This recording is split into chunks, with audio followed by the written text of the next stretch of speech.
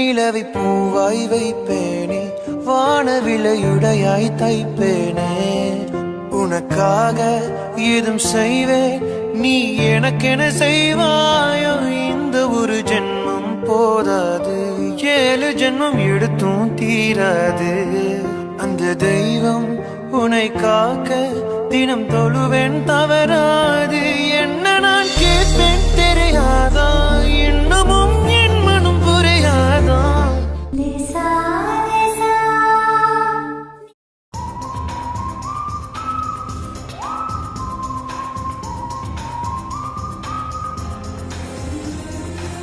ஏய் சித்து, என்னோட dressing சென்ஸ்லாம் okay தானே? அவங்களுக்கு என்ன பார்த்தனே பிடிக்கும் தானடா? என்னடா ஏன் ஒரு மாதிரி பாக்குற? டேய் இது உனக்கே ஓர தெரியலையா? ஏதோ நீ பொண்ணு பார்க்க வந்த மாதிரியும் ஏதோ மாப்பிள்ள மாதிரியும் ட்ரெஸ்ஸிங் சென்ஸ் பத்திலாம் ஏன்ட்ட கேக்குற? டேய் அது உன் வருங்கால அண்ணிடா, கொஞ்சம் ஞாபகம் வச்சுக்கோண்ணே. உன்னோட ஆளுதாண்டா பார்க்க வந்திருக்கோம், அதுல எனக்கு எந்த கன்ஃபியூஷனுமே இல்லை. ஆனா அவங்களுக்கு என்ன ஃபர்ஸ்ட் டைம் பார்க்கும்போது பிடிக்கணும்ல. ஃபர்ஸ்ட் இம்ப்ரெஷன் பெஸ்ட் இம்ப்ரெஷனா இருக்க வேண்டாமா? அதுவும் இல்லாம ஃபர்ஸ்ட் டைம் என் அண்ணன் ஒரு பொண்ணை பிடிச்சிருக்கு, கட்டுனா இவ்வளவுதான் கட்டுவேன்னு சொல்லும் போது எனக்கு அவங்கள பார்க்கணும்னு ரொம்ப ஆர்வமா இருக்குடா. அதான். சரிடா, நான் சும்மா தான் சொன்னேன். உன்னோட ட்ரெஸ்ஸிங் சென்ஸ் எப்பவுமே மாஸ் தான்டா. டாக்டர் வேற சாரு, சொல்லவே வேண்டாம். டேய் ஏதோ கலாய்க்கிற மாதிரி தெரியுதே. ஏய் நம்ம வந்து கிட்டத்தட்ட ½ மேலாச்சுடா, இன்னும் அவங்கள நான் பார்க்கவே இல்லையே. எப்பதான் கண்ணில் காட்டுவ? கரெக்டான இடத்துக்கு தான் கூட்டிட்டு வந்திருக்கியா? டேய் அதோ ஆப்போசிட்ல இருக்கு பாரு ஒரு ஆஃபீஸ், அங்கதான் அவங்க ஒர்க் பண்றாங்க. அவங்க எப்படி இருந்தாலும் இந்த சைடு தான் கிராஸ் பண்ணி வருவாங்க. பக்கத்துல ஒரு பஸ் ஸ்டாப் இருக்கு, அங்கதான் போவாங்க. எப்படி இருந்தாலும் இந்த காஃபி ஷாப்பை கிராஸ் பண்ணி தான் அவங்க போகணும். அதனாலதான் நான் பஸ் ஸ்டாப்ல வெயிட் பண்ணாம இங்க காஃபி ஷாப் முன்னாடி வெயிட் பண்ணிட்டு இருக்கோம். வந்துருவாங்க. சப்போஸ் இன்னைக்கு கொஞ்சம் எக்ஸ்ட்ரா டியூட்டியா கூட இருந்திருக்கலாம்ல. இட்ஸ் ஓகேடா, இன்னைக்கு எவ்வளோ டைம் ஆனாலும் அண்ணியை பார்த்துட்டு தான் போறோம், சரியா? நீ அண்ணின்னு சொல்லும்போது எனக்கு ரொம்ப ஹாப்பியா இருக்குடா. அப்புறம் என் அண்ணனை கல்யாணம் பண்ண போறவங்கள நான் அண்ணி தானே கூப்பிடணும், அதனாலதான்.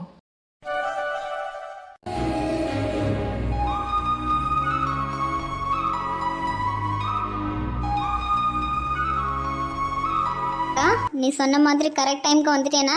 எப்படி? ஆமா, மேடம் சொன்ன டைம்க்கு ஷார்ப்பா வந்துருவீங்க, அதான் எனக்கு தெரியுமே. அக்கா என்ன அக்கா புக்கா? எத்தனை மணிக்கு வர சொன்ன? எத்தனை மணிக்கு வந்திருக்க நீ? அதெல்லாம் விடுக்கா. இன்னைக்கு பாரு, எனக்கு பிடிச்ச எல்லாத்தையும் ஆர்டர் பண்ணி சாப்பிட போறேன். பில் மட்டும் பே பண்ண மேடம் ரெடி ஆயிக்கங்க. அதெல்லாம் பேமெண்ட் பண்றதுக்கு நான் ஒன்றும் பயப்பட மாட்டேன். உன்னோட வயிறுல எவ்வளோ இடம் இருக்கோ அவ்வளோ சாப்பிடு, சரியா? ஓகே. விக்ரம், அங்க பாருடா பல்லவி வராங்க. ஏய் யாருடா? அதோ அந்த சாரில.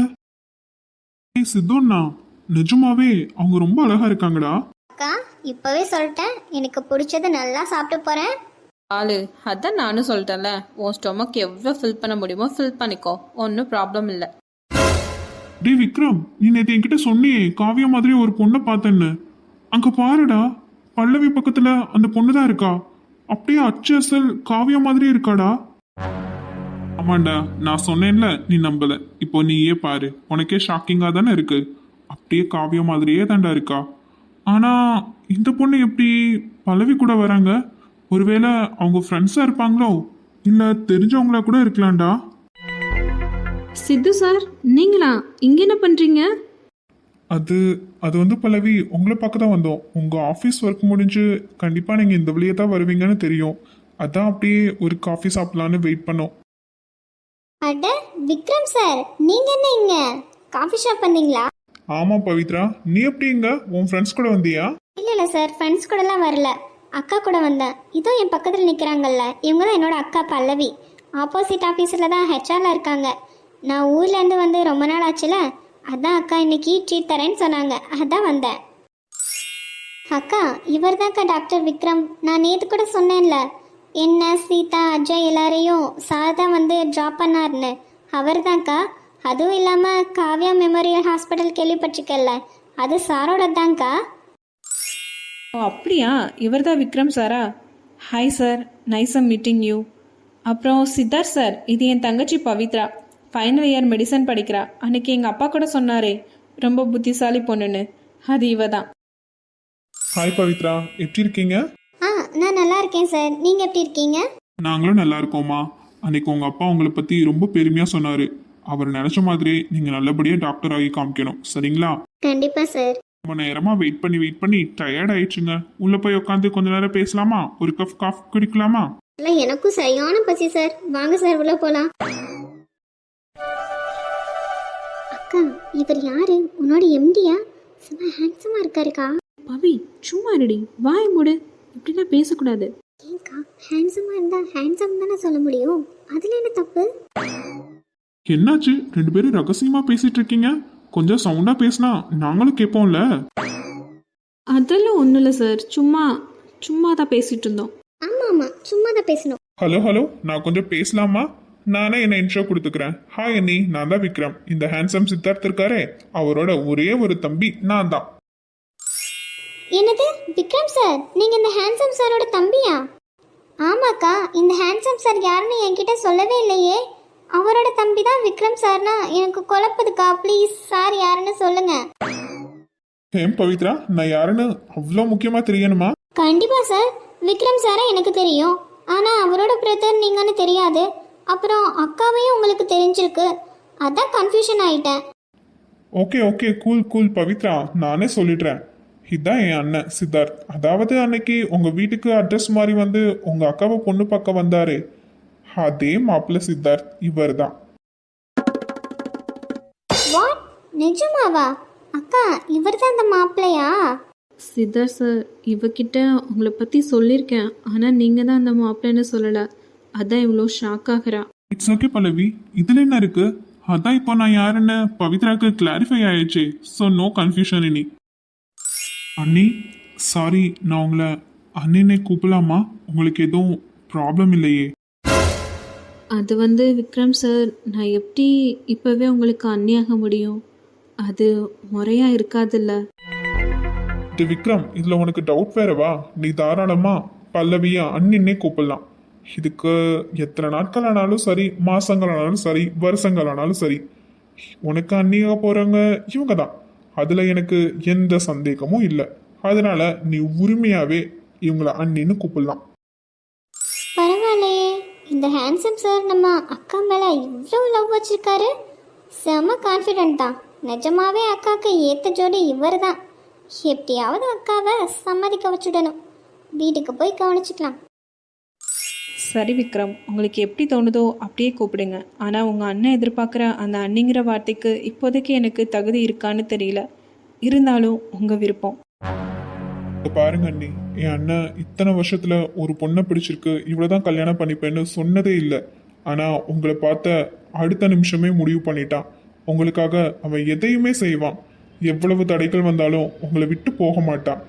அவன் அவ்வளவு ஜென்யூனான பர்சன் அண்ணி. நான் கூட காலேஜ் படிக்கும்போது லவ் அப்படி இப்படின்னு சுத்திட்டு இருந்தேன்.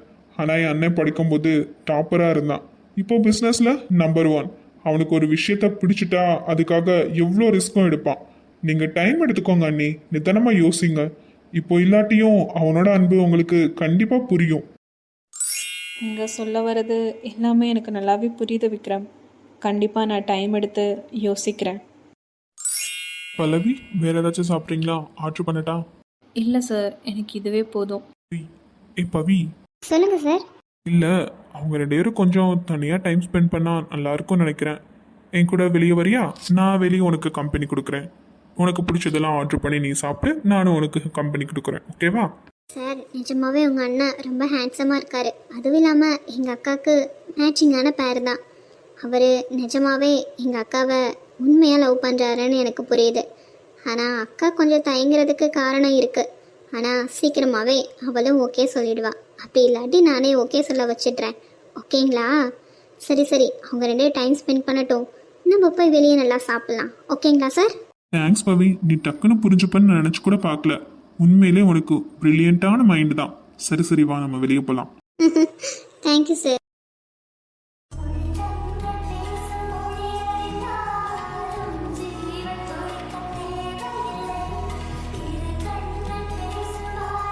லவி, என் தம்பி பேசுனதுல உங்களுக்கு எதுவும் வருத்தமா? அவன் என் மேல இருக்கிற பாசத்துல கொஞ்சம் ஸ்ட்ரைட்டா பேசிட்டான். அவன் எதையுமே மனசுக்குள்ள வச்சுக்க மாட்டான். Straight forward. அதனால தான் அவன் பேசுனது தப்பா இருந்துச்சுன்னா அவனுக்காக நான் சாரி கேட்டுக்கிறேன். ஐயோ சார், ஏன் இப்படி சொல்கிறீங்க? எனக்கு நிஜமாவே ரொம்ப சந்தோஷமாக இருக்குது. உங்களுக்கு உங்கள் ஃபேமிலி எவ்வளோ முக்கியமோ அதே மாதிரி உங்கள் மேலே உங்கள் தம்பி வச்சிருக்கிற அன்பு ரொம்ப பெரிய விஷயம் சார். நீங்கள் எல்லாருமே ரொம்ப பிளஸ்டு சார். ரொம்ப தேங்க்ஸ் பல்லவி, என்னையும் என் குடும்பத்தையும் புரிஞ்சுக்கிட்டதுக்கு. எனக்கு வேண்டியதெல்லாம் என் குடும்பத்தை என்ன போலவே பார்த்துக்கிற ஒருத்தர் தான். கண்டிப்பாக நீங்கள் எதிர்பார்க்குற அளவுக்கு நான் இருப்பேன். பல்லவி, ஏதாச்சும் சொன்னீங்களா? ஏதோ சொன்ன மாதிரி இருந்துச்சு. ஒன்றும் இல்லையே சார், நான் இது சொல்லலையே. இல்ல, ஏதோ சொன்ன மாதிரி இருந்துச்சு. ப்ளீஸ் சொல்லுங்க, மறைக்காதீங்க. சார் இப்போ சொல்ல முடியாது சார், அப்புறம் சொல்கிறேன். ரவி, நீ என்ன சொன்னன்னு எனக்கு ரொம்ப நல்லாவே தெரியும். கண்டிப்பா உனக்கும் என்ன பிடிச்சிருக்குன்னு நான் இந்த செகண்ட் நம்புறேன். உனக்காக எத்தனை வருஷம் ஆனாலும் காத்துட்டே இருப்பேன் என்னோட காதலோடு.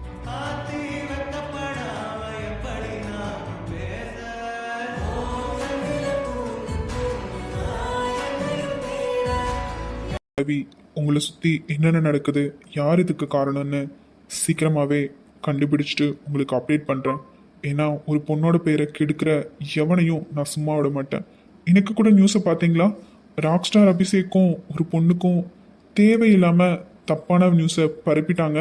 நல்ல வேளை அவங்க தைரியமா இன்டர்வியூ கொடுத்தனால எந்த பிரச்சனையும் இல்லாம முடிஞ்சது. ஆனா உங்க விஷயத்துல இருக்கிற அந்த கருப்பாடை நான் சும்மாவே விட மாட்டேன். சீக்கிரமாவே வேட்டையாடுவேன்.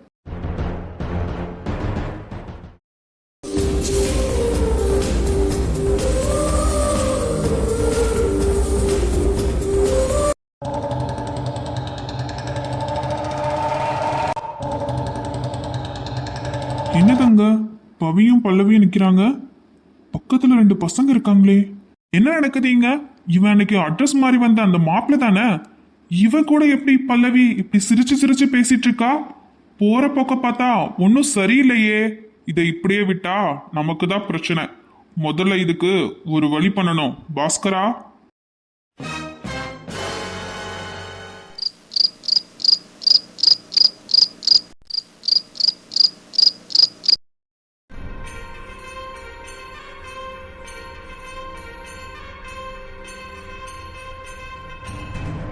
ரோஹித், நீ சொன்னதை நம்பிதானடா அந்த அபிஷேக் மேலையும் அந்த டிசைனர் பொண்ணு மேலையும் தப்பான நியூஸை ஸ்ப்ரெட் பண்ண சொன்னேன்.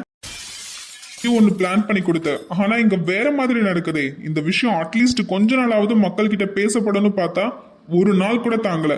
அந்த அபிஷேக்கும் அந்த பொண்ணும் எக்ஸ்க்ளூசிவா இன்டர்வியூ கொடுத்து எல்லாத்தையும் அப்படியே மாத்திட்டாங்க. ஹே மைக்கேல், நான் சொல்றத கேளு. என்னத்தடா கேட்க சொல்ற இனி? இப்ப நியூஸ் எல்லாம் ஃபேக்னு தெரிஞ்சு எல்லா மக்களும் நம்மள கழுவி கழுவி கேவலமா ஊத்திட்டு இருக்காங்க. இது நம்ம பண்ண வேலைன்னு யாருக்காவது தெரிஞ்சா அவ்வளவுதான். அது மட்டும் இல்லாம நான் அவசரப்பட்ட அபிஷேக் வேற கால் பண்ணி ரொம்ப ஏளனமா பேசிட்டேன். அப்பவே அவனுக்கு என் மேல சந்தேகம் வந்திருக்கும். அவன் நினைச்சிருந்தா அங்கேயே என்னை பத்தி சொல்லி இருக்கலாம். ஆனா அவன் அப்படி பண்ணல. போயும் உன்னை நம்பி மறுபடியும் ஏமாந்து போய் நிக்கிறேன். தயவு செஞ்சு என் கண்ணு முன்னாடி நிக்காத, போயிடு. இனி யாரோட ஹெல்ப்பும் எனக்கு வேண்டாம். நான் உண்டு, என் வேலை உண்டுன்னு இருக்கேன். தயவு செஞ்சு போயிடு இங்க இருந்து. மைக்கேல், கொஞ்சம் நிதானமா யோசி. இந்த தடவை வேணா நம்ம பிளான் சொதப்பி இருக்கலாம். ஆனா நம்ம போட்ட வலை வீணாகாது. நம்ம இனிமே அமைதியா வலை போட்டு காத்திருந்தா மட்டும் போதும். அவனா வந்து சிக்குவான். என்ன சொல்ற? எதுவா இருந்தாலும் புரியுற மாதிரி தெளிவா சொல்லு. டே மைக்கேல், கடைசியா அபிஷேக் என்ன சொன்னா? இனிமே அந்த பொண்ணு தான் என்னோட லீடிங் ஃபேஷன் டிசைனர் தானே சொன்னா. நீ வேணா பாரு, நாம பரப்புன அந்த ஃபேக்கான நியூஸ் சீக்கிரமாவே உண்மையாக போகுது. கொஞ்ச நாள் அவங்கள அப்படியே விட்டு பிடிப்போம். ஆமா, அப்படிதான் சொன்னா. அதனால அவங்களுக்கு நிஜமாவே லவ் வந்தாலும் மக்கள் அதை இனி பெருசா எடுத்துக்க மாட்டாங்களே. இதுல நமக்கு என்ன லாபம் இருக்க போகுது? ஹே மைக்கேல், அங்கதானே இந்த ரோகித்தோட ட்விஸ்டே இருக்கு. அவங்க 2 பேரும் நெருங்கி பழகட்டும். அப்புறம் ஒரு நாள் சமயம் பார்த்து அந்த பொண்ணை போட்டு தள்ளிட்டு அந்த பழியை அப்படியே அபிஷேக் மேல போட்டுடலாம். அதுக்கப்புறம் என்ன நடக்கும்? இந்த உலகத்துல அவன் ஒரு எவ்வளோ பெரிய ராக் ஸ்டாரா இருந்தாலும் அவனோட லவ்வரையே ஏமாத்தி கொன்ன ஒரு கொலகாரனா தான் தெரிவான். அவனோட பேரும் புகழும் எல்லாமே டோட்டலா காலியாகிடுண்டா. ரோஹித், நீ சொல்றதுல நிஜம்தானே? பொய் எதுவும் இல்லையே? ஆமா மைக்கேல், அபிஷேக் ஜெயிலுக்கு போனதும் நீ மறுபடியும் உன்னோட பழைய ஃபார்முக்கு வந்துரு. அதாவது ராக் ஸ்டாரா ரீஎன்ட்ரி கொடுக்க ரெடி ஆயிக்கோ. மற்ற எல்லாத்தையும் நான் பாத்துக்கிறேன்.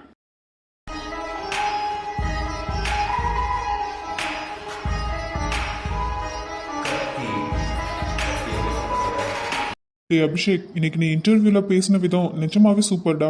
எல்லா பிரச்சனைக்கும் ஒரு வழியா முடிவு வந்துடுச்சுன்னு நினைச்சேன். ஆனா அங்க ஒரு விஷயத்த நீ சொன்ன பாரு, அதான் எனக்கு இன்னும் ஒன்றும் புரியல. எந்த விஷயம் ராகவ்? இந்த ஆதிராவை பத்தி தான். அவ இனிமே உன்னோட லீடிங் டிசைனர், உன் கூட தான் டிராவல் பண்ணுவான்னு எதுக்காக சொன்ன?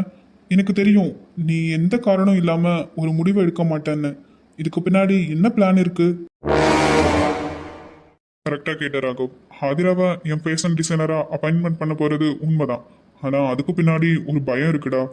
எப்ப என்னையும் அந்த பொண்ணையும் சேர்த்து வச்சு தப்பா நியூஸ் வந்துச்சோ, அப்பவே என் மேல வன்மத்தை காட்டுற அந்த நரி கூட்டங்களோட பார்வை இனி ஆதிரா மேலையும் விழும். அதாவது அவளுக்கு ஆபத்து வரும்னு நினைக்கிறியா? நிச்சயமா. என்னை பழி வாங்கணும்னு நினைக்கிறவங்க எனக்கு நெருக்கமானவங்கள தான் முதல்ல குறி வைப்பாங்க.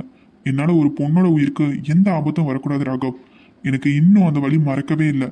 என்னோட அறியாத வயசுல சிலரோட சதியால என் அம்மாவை இழந்தவனா. அந்த ஒரு காரணத்துக்காக தான் இன்னைக்கு வரைக்கும் திவ்யாவை ஒரு சின்ன கீறல் கூட படாம பொத்தி பொத்தி வளர்த்துட்டு இருக்கேன். உன் கவலை எனக்கு புரியுது அபி. ஆதிராவுக்கும் நமக்கும் எந்த சம்மந்தமும் இல்லாம இருக்கலாம். ஆனா இன்னைக்கு தெரிஞ்சோ தெரியாமலோ அவ பேரை என் கூட சேர்த்து வச்சு பேசிட்டாங்க. நாங்க 2 பேரும் இன்டர்வியூல எவ்வளவு தைரியமா பேசினாலும் உள்ளுக்குள்ள ஒரு பதட்டம் இருக்கு எனக்கு. அவளுக்கு ஏதாச்சும் ஆகிடுமோன்னு ஒரு பயம். அதான் அவ இனிமே என் கூடவே ஒர்க் பண்ணா அவ என் பாதுகாப்புல இருப்பா. அவளை தொடரணும்னா முதல்ல என்னை கடந்துதான் வரணும். அவ ஒரு குழந்தை மாதிரிடா. அவளுக்கு எதுவும் ஆகாம நான் பார்த்துப்பேன். நிச்சயமா நீ எடுத்திருக்க முடிவு கரெக்டானது தான்டா. ஆனா ஆதிராவை தொட்டுறதுக்கு முன்னாடி ஒன்னை தொடர்னு சொன்னேன்ல, அதே மாதிரி ஒன்னை தொடரணும்னா என்னை தாண்டி தாண்டா எவ்வளவு வர முடியும். உங்க 2 பேத்தையும் பாதுகாக்கிறது இனி என்னோட பொறுப்பு.